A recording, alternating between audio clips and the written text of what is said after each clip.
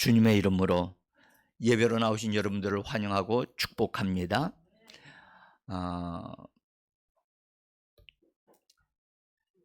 지난 한 주간 동안 여러분들이 명절을 통해서 육신적으로도 힘을 얻고 마음으로도 좀 여유를 찾으신 줄을 압니다. 그러나 저는 목회자로서 이런 쉼을 가질 수 있는 이때에 과연 가장 좋은 쉼은 하나님으로부터 오는 것인데, 예수님도 말씀하셨잖아요. 수고하고 무거운 짐진 자들아 다 내게로 오라, 내가 너희를 쉬게 하리라고 말씀을 하셨는데, 제가 일주일 동안 쭉 교회당에 있으면서 저녁으로 아침으로 기도하는 가운데 하나님을 향하여 목말라 나오시는 분이 누가 있을까 찾았습니다.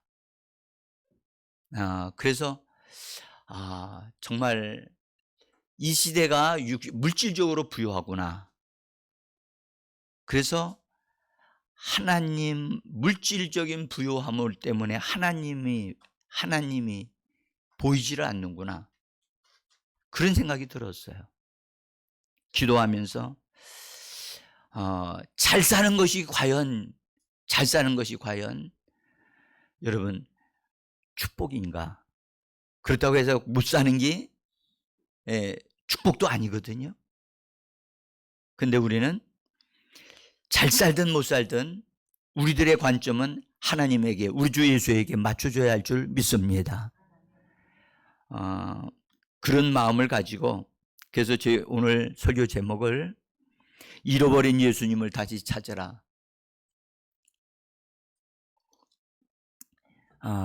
그렇게 제목을 잡고 오늘에 있는 말씀을 묵상하다가 그 말씀, 예수를 빼앗긴다. 예수가 예수를 빼앗기는 날이 오는데, 신랑을 빼앗기는 날이 오는데, 우리 교회 성도들은 이번 명절 기간을 통해서 예수를 잃어버린 건 아닌가? 예수님을 믿긴 믿는데 예수님을 찾지를 않아요. 생각에 붙잡혀서 생각이 이끄는 대로 이 일도 하고 저 일도 하고 저 사람들 만나고, 그 모습을 바라보면서 저는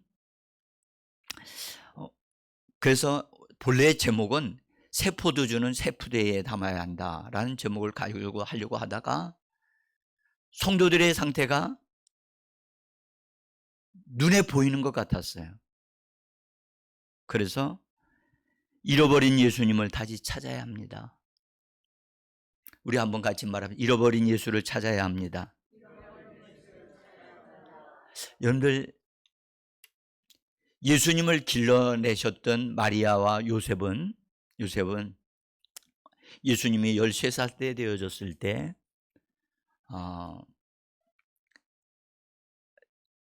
예루살렘 성전으로 같이 올라갔는데 거기 가서 예수님을 잃어버렸어요. 내려올 때 예수님이 자기들과 함께 계신 줄을 알고 집까지 내려왔는데, 내려오다 보니까 아무리 찾아도 예수가 없는 거예요. 그래서 혼비백산이 되어져서 이 예수 어디 갔지? 소리 지르면서 이곳저곳을 다 해서 다시 그 집으로 내려왔던 그곳에서 다시 예루살렘으로 올라가 찾고 찾았는데 결국 어디서 찾았죠? 성전에서 만났다. 오늘날 그리스도인들이 예수를 믿고 있고 예수님과 함께 있다고 생각을 했어요. 근데 정작 예수님과 함께 하지 않고 있고, 그것이 오늘날 우리 그리스도인들의 문제점이라고 생각을 해요. 특별히 이런 명절 문화를 통해서 가족들과의 만남과 형제들과의 만남이 필요한데 그런 만남 속에 너무나 쉽게 예수님을 잃어버린다는 것입니다. 그래서 그런 마음을 가지고 이 설교를 준비하고 기도해 왔습니다. 자, 오늘 말씀을 통해서 먼저 우리 같이 은혜를 받기를 원합니다.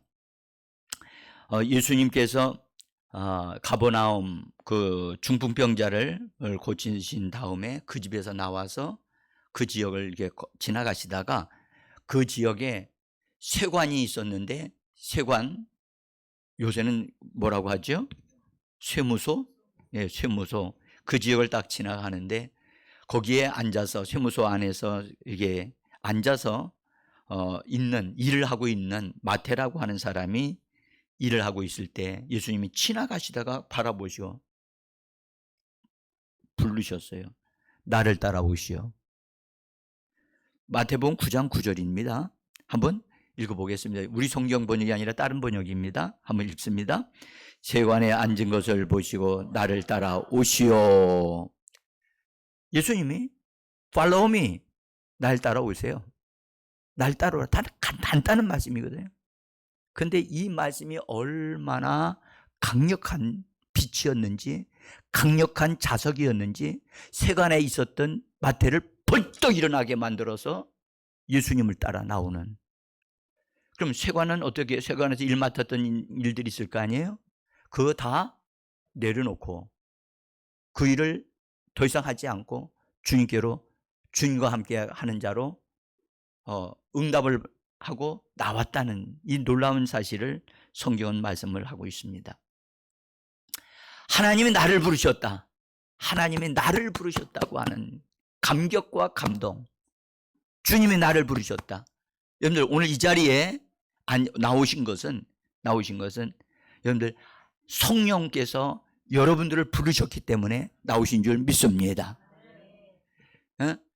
하나님이 허락하지 아니하면 참새 한 마리도 떨어질 수 없습니다. 오늘 여기 나오신 것은 하나님의 은혜를 주시려고, 또한 여러분들은 은혜를 받고 여러분들의 삶의 변화가 일어나게 하기 위해서 여기 나오신 줄을 믿습니다. 마태가, 여러분들 마태는요 돈 걷는 것에 눈과 마음이 집중해 있던 사람이었어요. 에? 그리고 유대인들은 그런 사람을 절대 좋아하지 않았거든요. 그런데 그런 사람이 예수님이 하나님의 나라 천국을 위해서 쓰여질 수 있는 일꾼이 되어진다는 사실을 예수님이 알고 그를 부르셨다는 게 참 놀라운 일이었어요. 응? 하나 우리가 꼭 기억하셔야 될 게 있습니다. 여러분들 성경에 예수님이 날 따라오라고 부르셨던 사람들을 자세히 그 특징을 살펴보십시오. 그러면 뭘 발견하느냐 하면 그들은 놀고 있는 사람을 예수님이 불러내서 일꾼으로 부르신 적이 없다는 사실을 발견하실 거예요. 주님은 놀고 있는 사람을 불러 쓰시지 않습니다. 우리의 삶의 현장 속에서 자기가 맡은 일에 충성을 다하고 있는 그런 사람을 불러 쓰시는 분이 주님이십니다. 그래서 우리는 이 땅에서 주어진 일들에 대하여 우리가 정말로 자기가 맡은 일에 대해서는 정말 잘 하셔야만 합니다. 그 일도 바르게 감당할 때 주님이 우리를 불러 쓰시는 겁니다. 그래서 마태가 앉아서 쇠관에서 일을 보고 있을 때 주님이 자기를 부르셨다는 그것. 그래서 우리가 거기서 이 말씀을 우리가 들을 수가 있습니다.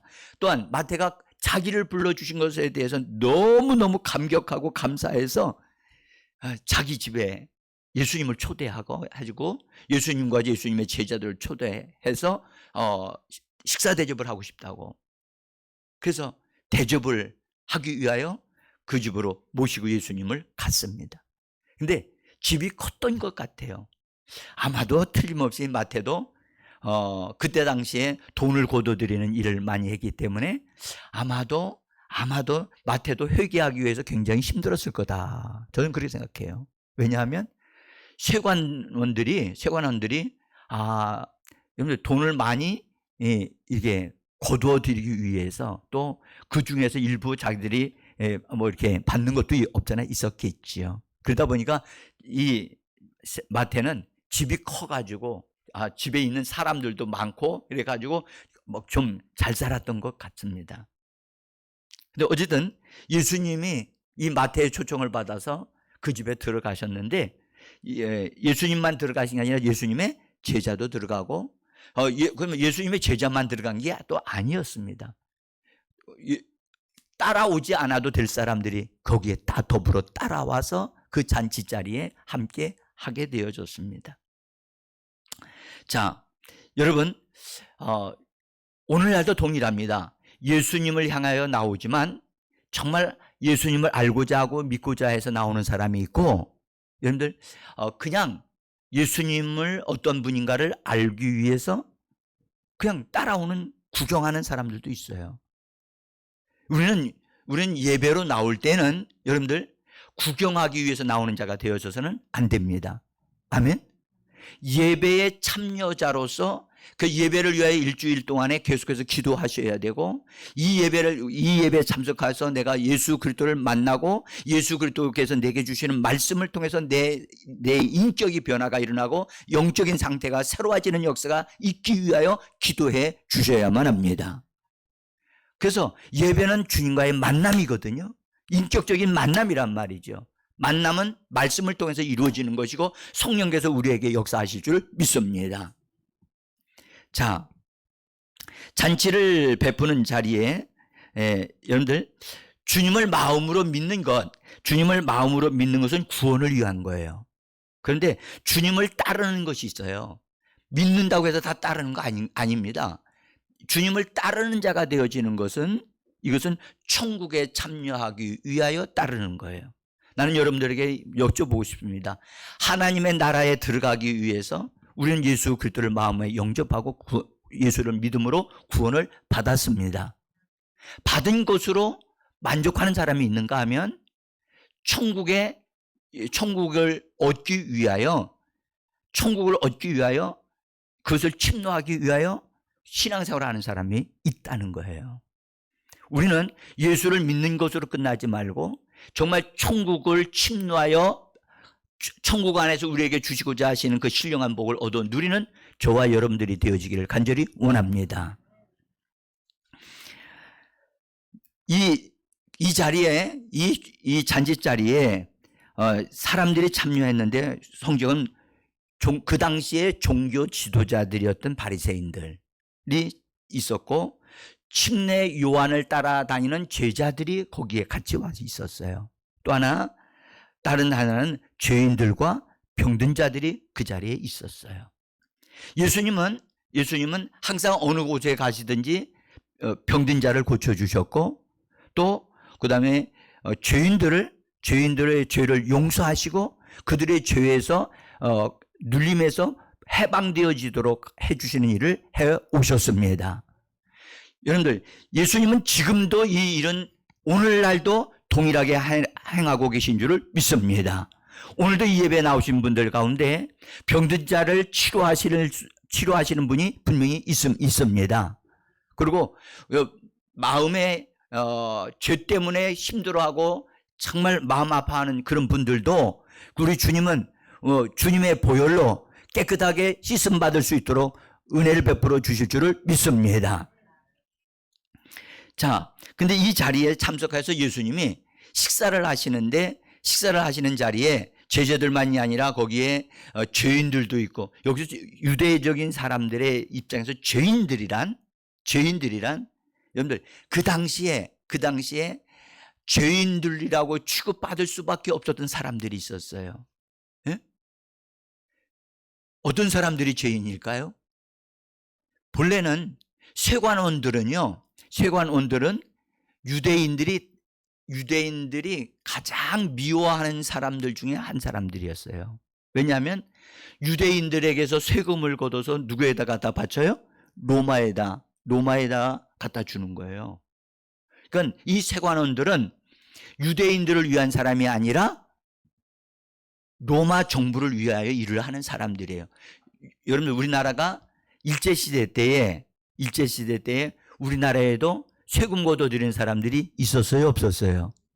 있었어요. 우리나라 사람들에게서 세금을 걷어서 그 세금을 누구한테 갖다 주는 거죠?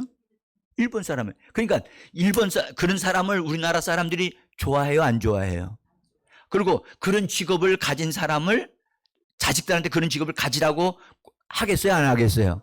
안 하지요. 그러니까 그렇게 하게 되면 당연히 사람들이, 백성들이 저건 말이야 우리나라를 모욕하는 사람이야. 저런 직업을 갖는다니 정말 저건 안 된다.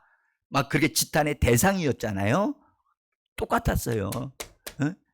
근데 거기에서 일을 하는 사람들이 바로 죄인들이었다는 거예요. 죄인들로 취급을 당하고, 실제로 여기 세관원으로 일을 하는 사람들은 뒷주머니 차고 있는 사람들이 많았었으니까 오늘날도 그런 사람들 없다고 보면 얼마나 좋겠어요. 예? 없었으면 좋겠는데 그게요, 참 이 세상이, 예수님이 이 땅에 오시기 전까지는 그런 일들이 있다는 사실이죠. 자, 그래서 예수님이 식사하고 있는데 보니까 죄인들과 병든 자들과 함께 앉아서 예수님과 제자들이 먹으니까 이 그 자리가 너무 마음에 안 들어서 그 종교 지도자들이었던 바리새인들이 와가지고 예수님을, 제자들에게 와가지고 이야기를 합니다. 그래서 어찌하여 너희 선생은 세리와 죄인들과 함께 잡수시느냐 라고 말을 하는데, 제자들에게 말을 하면서도 그 소리가 예수님 귀에까지 들리도록 말을 한 거예요. 이것을 메시지 성경 번역은 이렇게 번역을 했어요. 여러분들 한번 읽어보세요. 같이 읽습니다. 바리새인들은 발끈하여 예수를 따르는 이들을 비난했다. 사기꾼들과 쓰레기 같은 인간들과 가까이 지내다가니 당신네 선생의 이런 행동이 무슨 본이 되겠소? 여러분들, 이 번역이요 정말 리얼하게, 아주 그렇게 바리새인들이 감정이 상해가지고 화가 나가지고 말하는 그 번역을 아마 잘 표현했다고 생각해요. 여기에 원문에는 이런 말, 사기꾼이나 쓰레기 같은 인간이라는 말은 없어요.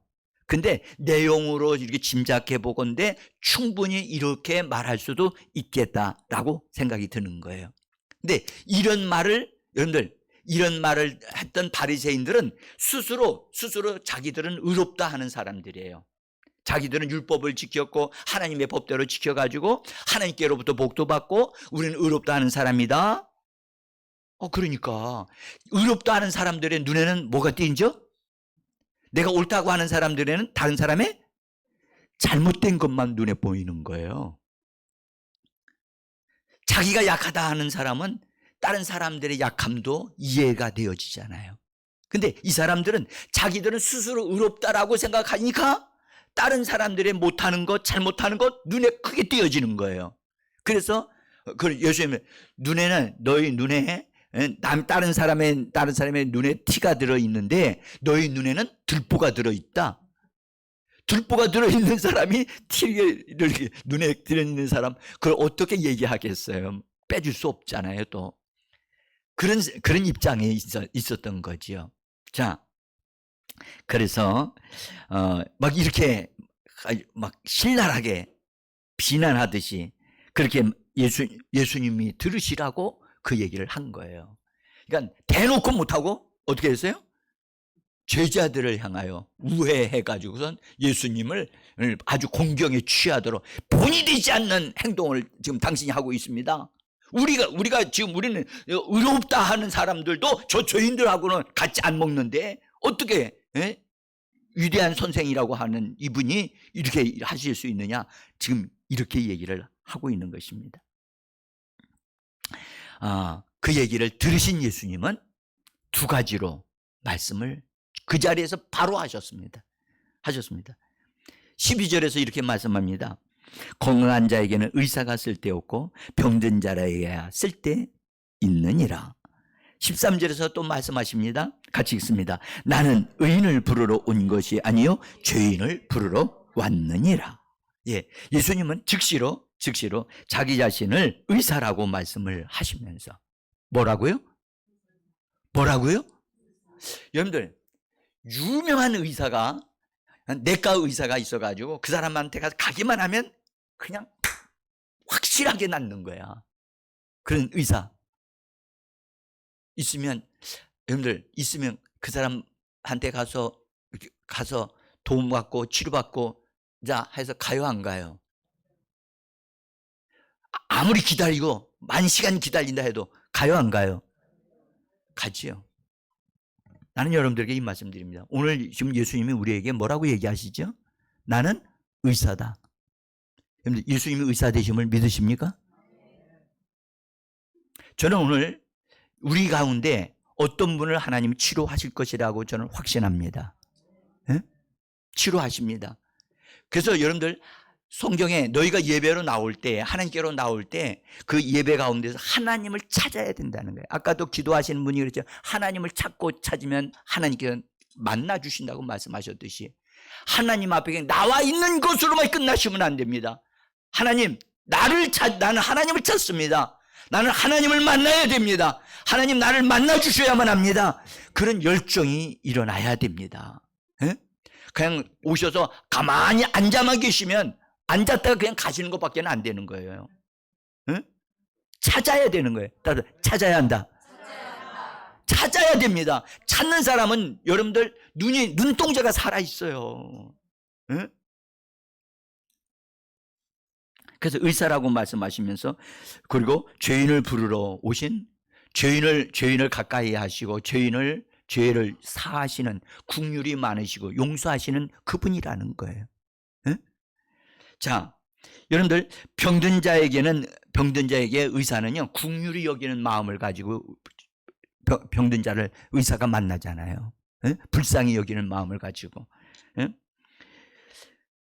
근데 이 바리새인들은 예수님이 그런 의사인 거 또 죄인들을 만나기를 원하시는 분이라는 사실을 모르고 자기 스스로들이 자기들은 의롭다 하는 것을 가지고 나온 사람이기 때문에 이런 정죄하는 말을 한단 말이에요. 응? 자, 그래서 예수님이 그들의 말을 들으시고 뭐라고 말씀을 하셨냐면 하나님은 긍휼을 원하시는 분이지 제사를 원하시는 분이 아니다 하는 말을 너희가 그 말이 무슨 뜻인지를 가서 배우라고 예수님이 지적해 주시는 거예요. 예? 하나님은 거기 13절에 말씀하죠. 내가 긍휼을 원하고 제사를 원치 아니하노라 하는 것이 무슨 뜻인지를 가서 배우라는 거예요. 그러니까 이 말씀을 바리새인들이 모를 이유가 없어요. 없음에도 불구하고 주님은 너희가 이 말씀의 뜻을 잘못 알고 있다. 응? 너희가 하나님 앞에 가서 제사 지내는 것 때문에 너희가 스스로 의롭다라고 생각하느냐? 아니야. 하나님은 제사를 원하는 게 아니시고 하나님은 긍휼히 여기기를 원하신다. 긍휼히 여기시는 하나님. 할렐루야. 하나님은 여러분들 오늘도 우리 가운데 어떤 분들, 힘들고 어려운 분들, 질병 때문에 힘들어하시는 분들, 그런 분들을 긍휼히 여기시는 분이시란 말이에요. 치료해 주기를 원하시는 분이라는 거예요. 자만심으로 가득 찼던 이 바리새인 종교인들, 이들에 대해서 주님은 한 방 먹이신 거예요. 너희가 성경을 좀 안다고 하느냐? 긍휼이 무슨 뜻인지를 가서 배우라고 그렇게 말씀을 하셨습니다. 이 말씀을 들었던 이 바리새인들은 충격을 받았을 것이고, 그 다음에 이 말씀을 들었을 때 좋아했던 사람이 있었어요. 누가 좋아했을까요? 그 자리에 앉아 있었던 죄인들과 병든 자들은 하나님은 긍휼을 원하시고 긍휼히 여기기를 원하시는 분이라는 거예요. 그러니까 당연히 바리새인들은 이 말을 듣고 아마도 화가 났을 거예요. 우리를 감히 가서 배우라고 얘기를 해? 우리가 성경에 능한 자들인데? 그러니까 눈이 먼 거지요. 예? 주님이 가르쳐 주셨는데도 그것을 가서 알았더라면 그들이 복을 받았을 텐데 그들은 그렇게 하지 않았습니다. 여러분, 주님은 오늘날도 병든 자를 치료하시는 분이십니다. 죄인들의 죄를 사하여 주시는 분이십니다. 자, 근데 그 자리에 이렇게 바리새인들만 있는 게 아니었거든요. 이 바리새인들은 유대 종교의 한 분파예요. 유대 종교의 한 분파. 그러니까 종교인들이란 말이죠. 근데 똑같이 요한의 제자들이 그 자리에 와 있었어요. 여기서 요한은 누구를 말하는 것일까요? 예, 예수님보다 앞서서 일을 했던 침례 요한을 말씀하시는 거예요. 침례 요한이 예수님 앞서서 그분이 예수님을 소개하고 길을 예비하는 자로서 그가 일을 했어요. 하고 예수님을 드러냈어요. 이분이 바로 하나님의 아들이시다. 오실 메시아다라는 것을 사람들에게 알게 했고, 그 다음에 예수님에게 침례를 베풀고 올라오실 때 하늘에서 뭐가 내려왔어요? 네? 네, 성령이 비둘기와 같은 형상으로 예수님에게 오셨고 음성이 들렸어요. 그 소리를 직접 들었어요.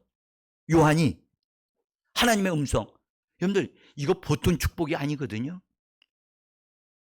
그런데 그런 엄청난 축복을 받았고 예수님이 메시아이심을 알았어요. 여러분들 알면 자기가 이분이 메시아라는 걸 하나님의 계시를 통해서 말씀을 통해서 알았으면 침례 요한은 어떻게 해야 되느냐? 자기뿐만 아니라 자기를 따르는 모든 사람을 이끌어 예수님에게로 가야 되는 거예요. 아멘?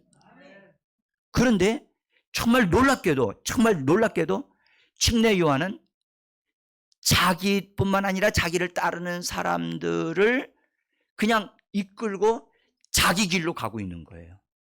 예수님을 따르지 않고.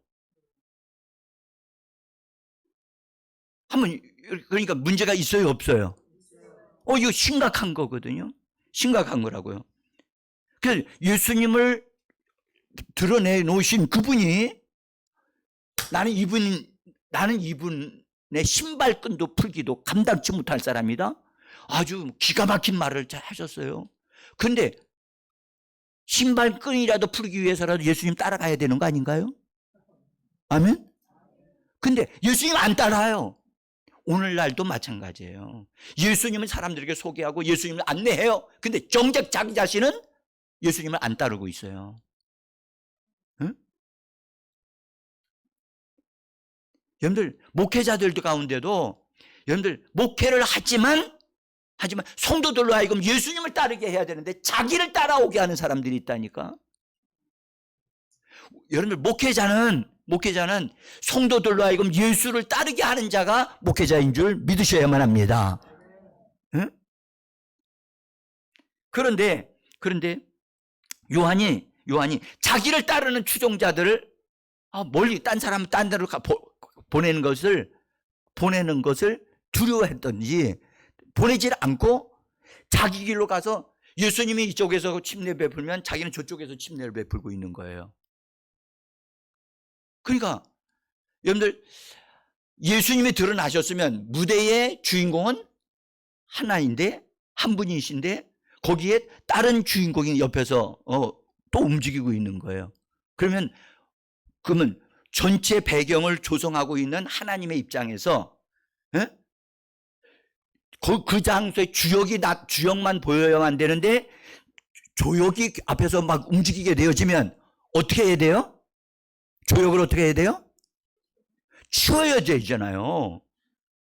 그래서 하나님께서 그 예수님의 무대에서 주인공이 되어지면 안 되는데 자꾸 요한이 그 앞에서 자꾸 자기 예수님을 드러내야 되는데 자기를 드러내고 있으니까 하나님이 그를 감옥에 넣도록 허락을 하신단 말이에요. 그래서 성경이 이렇게 말씀해요. 요한복음 3장 24절에 같이 읽어보겠습니다. 요한이 아직 옥에 갇히지 아니하였더라. 그러면 이 말씀은 곧 갇힌다는 얘기거든요. 여러분들 잘 들어보세요. 이거 굉장히 중요한 말씀입니다. 우리가 주님을 믿으면서도 주님보다 앞서가고 있는 사람들이 있어요. 주님이 나를 통해서 드러나야 되는데 주님이 나를 통해서 드러나지 않냐고 내가 드러나려고 하는 사람들이 있어요. 그런 사람들은 예수를 믿고 선한 일을 하면서도 자기의 선함을 드러내지 예수님을 드러내지 않는 거예요. 오늘 성경 말씀하신 천국 백성들은 왼손이 하는 일을 오른손이 모르게 한다, 은밀하게 한다고 말씀하셨어요. 근데 이 말씀은 침례 요한이 자기 예수님을 천거하시고 예수님을 드러낸음에도 불구하고 예수님의 음성, 하나님의 아들이라고 하는 음성과 성령이 임하시는 것도 봤단 말이죠. 그러면 즉각적으로 그분을 따라야지요. 아멘? 우리도 여러분들 우리를 내려놔야 돼요. 그래서 우리는 육체와 그 정과 욕 탐심을 십자가에 못 받고 여러분들 주님을 그냥 따라야 돼요. 주님 따라야 된다고. 근데 이 요한의 제자들이 예수님에게 와가지고 보니까 이 바리새인들과 같이 같은 바리새인들은 유대 종교에서 나온 사람들이지만 이 침례 요한을 따랐던 이 사람들은 신흥 종교라고 말할 수 있는 침례 요한을 중심으로 하는 그런 모임을 갖는 사람들이 모인 거예요. 근데 예수님을 따라다니는 일부가 와가지고 보니까 와서 예수님께 이런 질문을 하는 겁니다. 그들이 질문하는 소리를 한번 들어봅시다. 우리 거기 성경에 이렇게 질문을 합니다. 14절입니다. 14절 같이 한번 읽어보겠습니다. 우리와 바리새인들은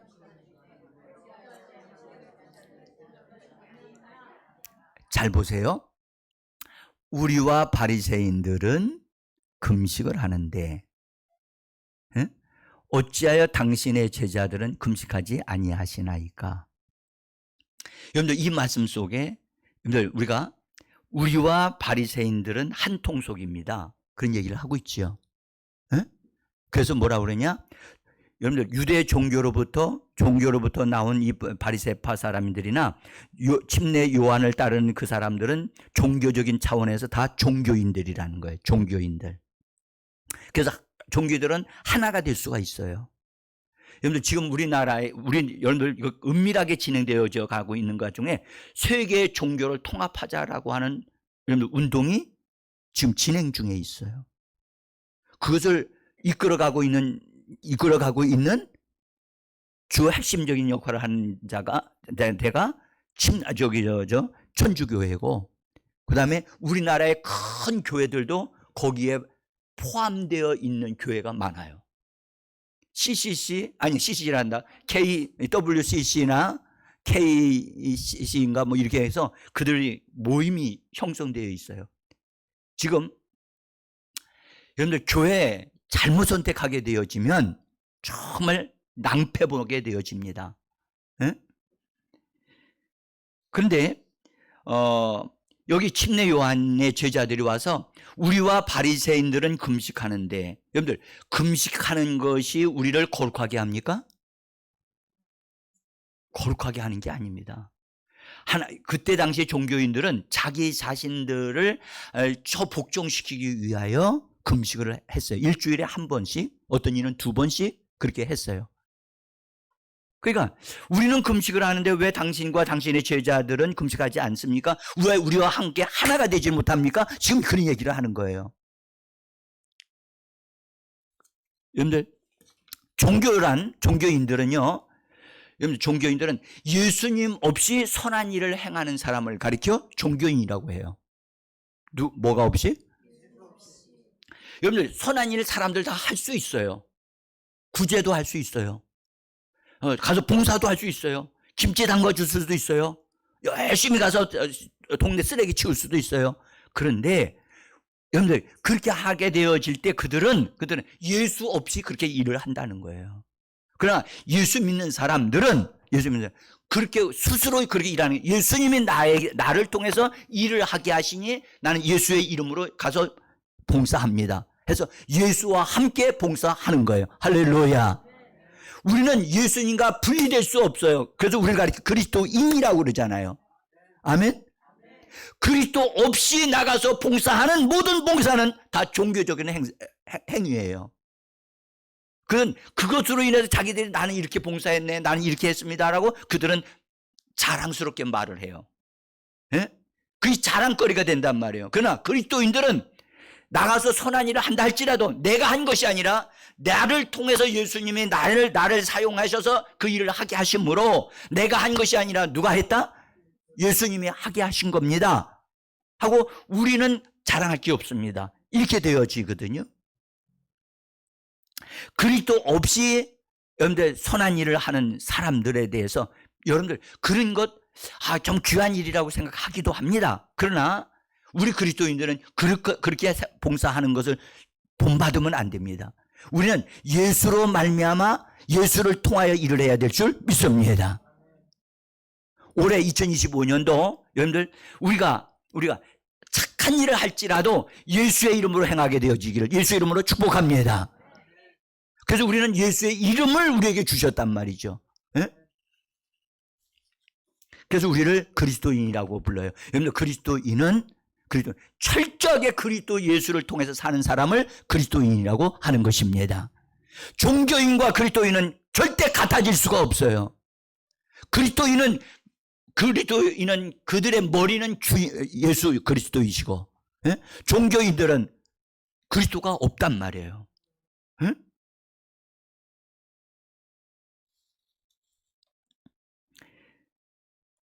그리고 이 종교인들이 되어지면 이렇게 얘기합니다. 우리와 바리새인과 우리는 지금 금식하는데 왜 당신들은 우리와 한 편이 안 됩니까? 종교인들은 다 자기들이 하는 것을 합리화시켜서 동참해야 된다라고 얘기를 한다는 거예요. 그래서 종교 통합이 이런 차원에서 지금 진행되고 있어요. 지금 마지막 때를 향하여 가고 있기 때문에 그런 일이 벌어질 거예요. 그래서 요한의 제자들의 이런 질문에 대하여 예수님이 대답을 하시는데 여러분들 이 대답이 너무 놀랍습니다. 예? 뭐라고 대답을 하시냐면 신랑과 함께 있을 동안에는 금식하지 아니하지만 신랑을 빼앗길 때 금식한다라고 15절에서 말씀을 하셨어요. 15절에서 신랑과 함께 있는 자들은 여러분들 금식할 수 있습니까 없습니까? 여러분들 신랑과 함께 있는데 혼인잔치 자리인데 축제인데 신랑과 함께 있어 여러분 결혼식 나갔는데 가서 음식을 나는 금식하겠습니다. 그러면 뭔가 마음에 안 드십니까? 딴 사람들이 볼 때 신랑이 할 때 나 금식합니다. 왜 그러시죠? 왜 마음에 안 드십니까? 제가 결혼하는 게 마음에 안 드십니까? 그런단 말이죠. 그래서 그런 결혼식장에 갔을 때는 먹어야 축복해 하는 거거든요. 근데 예수님이 말씀하시는 거예요. 내가 신랑으로 와 있어 지금 나와 함께 있는 이 사람들은 혼인집의 손님들이다. 혼인집에 뭐라고요? 손님들이래. 예수님의 제자들도 거기 죄인들도 병든 자도 다 혼인집의 손님이라는 거야. 예수님이 아주 특이하게 말씀하셨어요. 혼인집의 손님들이다. 그런데 여러분들 실제로 예수님이 이 땅에서 사역하실 동안에 제자들조차도 혼인집의 손님들이었어요. 예수님만이 신랑이셨고 아직 제자들에게는 변화가 아직 일어나지 않았던 거예요. 그리고 손님들이었지만 그들을 위해서 예수님이 이제 이 땅에서의 사역을 다 하신 다음에 그들을 예수님이 죽으시고 부활하시는 가운데 그들을 예비 신부로 취하신단 말이에요. 예? 예비 신부로 취하셔요. 그래서 혼인집 손님들이 나중에 예수님의 이 땅에서 죽으시고 부활하시는 과정을 통해서 예수님의 예비 신부들이 되어져 가는 거예요. 예? 그래서 신랑을 빼앗기는 날이 온다. 신랑을 빼앗기는 날이 온다. 언제 그렇게 되어집니까? 이 땅에서 예수님이 빼앗겼어. 하늘로 이 땅에서 사라지신 거예요. 그 언제 그렇게 되셨어요? 예수님이 승천에 올라가셨잖아요. 여기서 빼앗긴다는 말은 하늘로 올라가신 것을 통해서 이루어진 거예요. 그래서 빼앗겼는데 그때는 뭐 할 것이다? 금식하고 기도할 것이다. 금식할 것이라고 말씀하죠. 실제로 예수님이 하늘로 올라가신 다음에 제자들은 금식하면서 기도했거든요. 예수님을 눈이 안 보이니까. 그런데 그때 금식하며 기도하는 가운데 오순절 성령이 임하셔가지고, 성령이 임하셔서 교회가 드디어 이 땅에 나타나면서 하나님의 능력을 받는 놀라운 역사가 일어나면서 그 예수님을 따라다녔던 그들이 실제로 예수님의 신부로서 주어지는 신부가 될 수 있는 그 축복을 받게 되어지는 것입니다.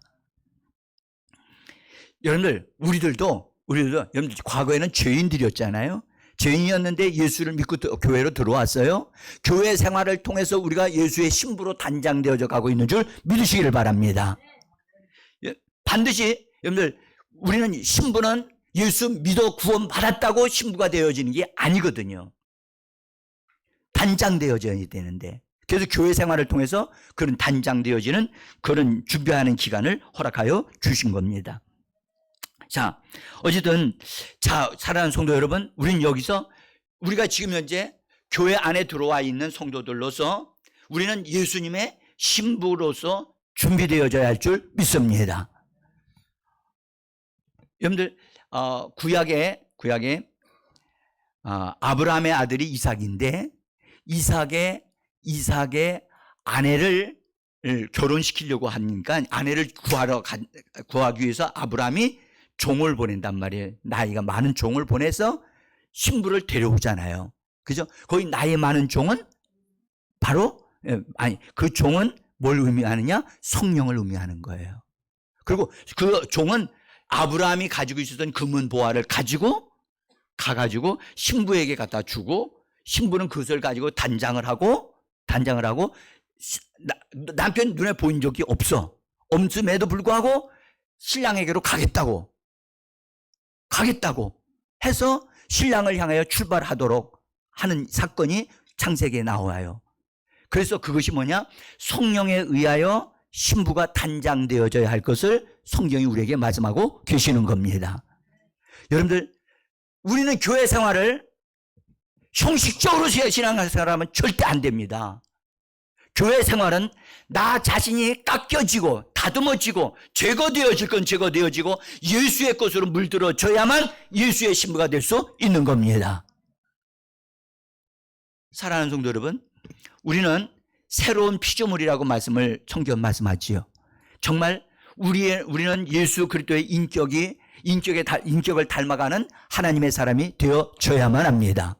교회 생활을 통해서 여러분들, 내가 깎여지는 게 있어야 돼요.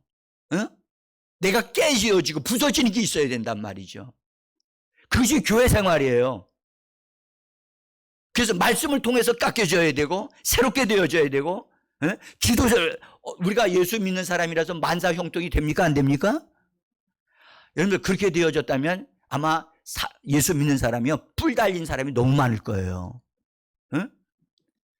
들이받고도 잘 돼.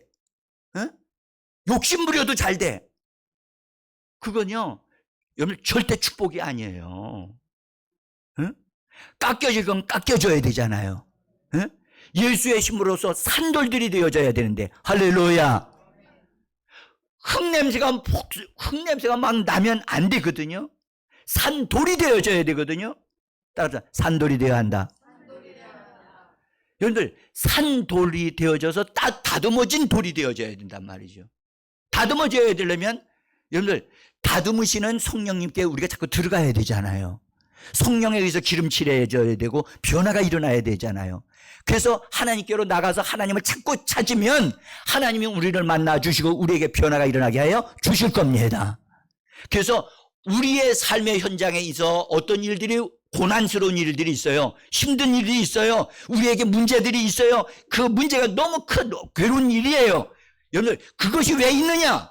그 사람을 깨트리기 위하여, 그 사람의 뿔난 것을 잘라버리기 위하여 그것이 있는 거예요. 그것이 없어지기를 기도하지 말고 내가 하나님의 사람으로 되어지면 그것은 사라지게 돼 있어요. 제가 오늘 설교 전에 기도하는 가운데 주님이 저에게 이스라엘 백성들이 홍해 바다 앞에 딱 놓여 있을 때 이걸 생각나게 하시면서 그 성경을 보라고 하시는 거예요. 그래서 성경을 다시 제가 열어가지고 이스라엘 백성들이 홍해바다 앞에 왔는데 뒤에는 누가 추격하고 와요? 응? 로마? 아니 거기 애국 군대가 막 말 타고 막 오는 거예요. 여러분들 앞으로 갈 수도 없고 뒤로 갈 수도 없고 이거 어떻게 해요? 그러니까 이스라엘 백성들은 드디어 그들의 위기가 당하니까 뭐가 드러나기 시작해요? 그들의 상태가 막 드러나는 거예요. 어떻게 했어요? 이스라엘 백성들이 하나님을 향하여 원망하고 불평하고 투정을 부리면서 우리로 하여금 죽을 때가 없어서 여기 와서 죽게 하느냐고 막 그렇게 투정을 부리는 거예요. 제가 그걸 다시 보면서 모세가 그 소리를 들으면서 기가 막혀서 하나님 앞에 부르짖어서 하나님 이 백성을 어떻게 해야 합니까? 하나님 어떻게 해야 합니까? 그런데 그 말씀 속에 뭐라고 하냐면 하나님이 이렇게 모세야 너 어찌하여 내게 부르짖느냐? 따라합시다. 내가 어찌하여 부르짖느냐? 그래서 아니 하나님 부르짖을 수밖에 없잖아요. 근데 왜 하나님은 부르짖느냐고 말씀하시냐고요. 보니까 하나님 모세야 내가 일할 수 있도록 모세야 너 부르짖는 거 멈추고 내가 일을 할 수 있도록 네가 지팡이를 든 손을 내밀어라. 바다를 향하여 내밀어라. 문제를 향하여 내밀어라. 그리고 내밀기만 하면 가만히 있으면 되겠어요? 뭐 하라고요? 뭔가가 말해야 되잖아요. 바다가 어떻게 되나? 갈라지라고 말해야 되잖아요. 그렇죠? 모세가 자기가 가르는 건 아니지만 하나님이 손을 내밀어라. 네가 내밀고 뭔가를 말을 해라. 그리하면 내가 일할 것이다. 그것이 딱 들어오는 거예요. 저에게. 여러분들 잘 보세요. 부르짖으면 기도하는 거 아니겠어요?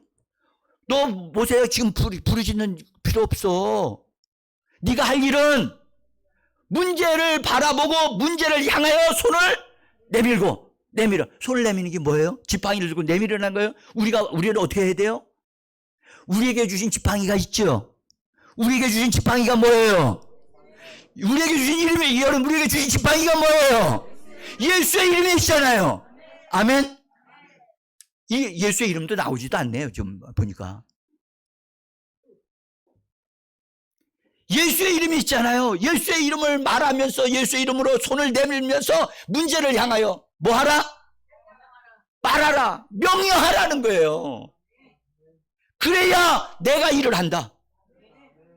모세가 말하기 전에는 모세가 문제를 향하여 손을 내밀고 말하기 전에는 하나님 일을 하실 수가 없다는 거예요.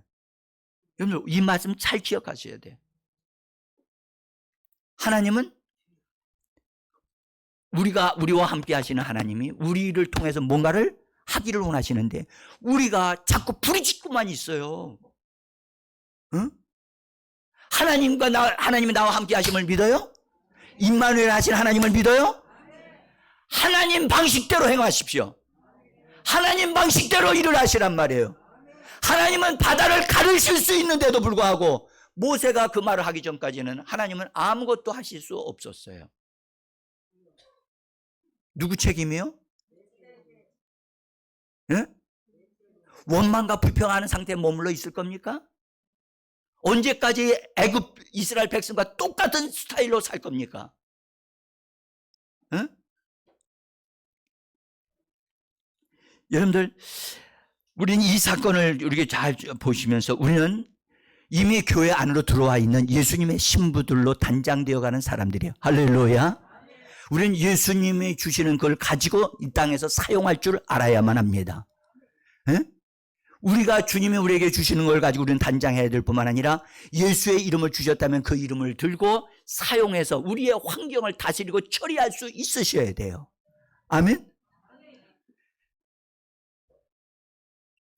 여러분들 주님이 일을 하실 수 있도록 하나님의 말씀을 여러분들의 입으로 말을 하셔야 됩니다. 지난 주간에 어떤 분이 저한테 그래요. 목사님, 나 이해가 안 돼가지고 목사님 좀 얘기 좀 드리려고 왔어요. 얘기해 보세요. 자기가 방 안에 있는데 바깥에서 막 바람이 시차게 움직이는 거야. 그런데 다행히 창문이 이렇게 닫혀져 있었는데 그것이 막 위험스러우니까 막 거기에 쭉 화분들을 딱 놔놨는데 그게 막 외부에서 바람 부는 것 때문에 딱 떨어질 것 같더라는 거예요. 그래서 뭔가를 더 탁 치는데 그런 꿈을 이렇게 주셨는데 이걸 왜 자기가 할 수 있는 일은 뭔가를 이걸 막으려고만 하는 그런 생각을 이제 가지고 계셨던 것 같아요. 그래서 제가 그 얘기를 들으면서 이런 말씀을 드렸습니다. 바깥에서 바람이 세차게 불어지는 것은 원수가 그 어려움을 주려고 손상을 입게 하려고 재정적인 불안에서도 손실을 보게 하려고 하는 원수가 방해놓는 것인데 우리 집사님이 하셔야 될 일이 뭐냐, 그걸 붙잡고 이렇게 할 게 아니라 집안에서 그렇게 하도 이미 이거 넘어지고 하지 않으니까 바깥에서 일어나는 걸 향하여 뭘 해야 된다? 하나님의 말씀, 하나님 예수 그리스도의 신부와 같이 예수의 이름으로 뭔가를 말을 하셔야 그것이 환경이 잠잠해진다는 거예요. 응? 하나님은 이 시간에 지금 우리가 살고 있는 이 시대에 우리를 통해서 말씀하기를 원하시는데 우리는 염려를 말하고 걱정을 말하고 안 될 것을 말하고 힘든 것을 말하고 있는 우리들은 도대체 누굽니까? 응?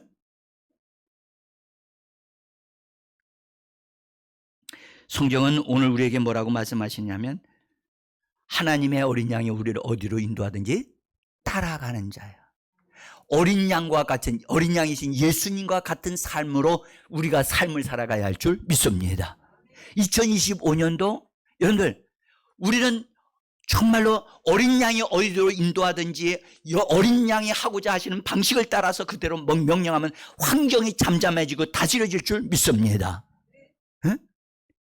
그분은 어떤 분이십니까? 그분은 이 땅에 오셨을 때에도 병든 자를 고치셨고 문제를 해결해 주시는 분이셨습니다. 그분은 지금 하늘로 올라가서 대제사장이 되셔서도 영으로서 우리와 함께 계셔서 우리를 통하여 이 땅에서 왕노릇하게 하시는 하나님이신 줄 믿습니다. 우리 자신을 여러분 천박한 그리스도인으로 만들지 마십시오. 에? 거지 같은 그리스도인의 삶을 살지 마십시오. 에? 우리는 예수 그리스도의 신부가 되어질 하나님의 사람들로 새로운 피조물로 우리 예수께서 피를 대가로 지불하시고 우리를 사주신 사람들입니다. 그것을 믿는다면 예수님이 우리를 바라보실 때 너는 날 닮았구나, 너는 나같이 말을 하고 행동을 하는구나, 문제를 다룰 줄을 아는구나. 할렐루야. 사랑하는 성도 여러분, 정말 하나님을 향한 그 믿음의 우리가 열정이 정말 불같이 일어나기를 간절히 소원합니다. 사랑하는 성도들, 이 말씀 우리 같이 요한계시록 14장 4절에 있는 말씀을 같이 한번 읽어보십시다. 같이 읽습니다. 이 사람들은 여자와 더불어 더럽히지 아니하고 어린 양이 어디로 인도하든지 따라가는 자며 그 입에는 거짓말이 없고 흠이 없는 자들이었다. 여러분, 이 말씀의 수준에서 미달되어지는 사람들은 조심하셔야만 합니다. 진짜 조심하셔야 됩니다. 그 사람은 혼인잔치 자리에 들어갈 수 없을 것입니다. 정신을 잘 차리고 이제라도 예수의 이름으로 일어나시기를 원합니다. 정말 주님 안에서 흠이 없고 점도 없는 하나님의 사람으로 예수님의 신부가 되어져서 정말 주님을 기쁘시게 하고 이 땅에서 왕노릇할 수 있는 하나님의 사람으로 세워져가는 올 한 해가 되어지고 그런 여러분들의 가정이 되어지기를 예수 이름으로 축복합니다. 모세야, 너 지금 왜 나한테 그렇게 부르짖고 있니? 네가 할 일을 해야지. 너는 나로 하여금 일을 할 수 있도록 뭐하라? 네가 행동하고 말을 해야 된다. 이것이 오늘 우리에게 하시는 말씀입니다. 각자가 우리가 한번 기도합니다.